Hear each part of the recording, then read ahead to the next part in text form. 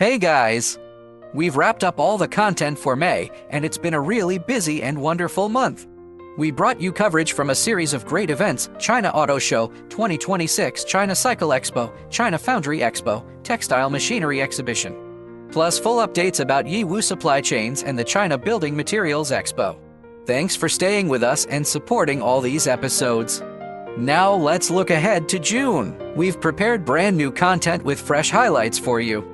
Our upcoming videos will feature different themes and presentation styles compared to what you've seen before, focusing more on diverse industrial fields.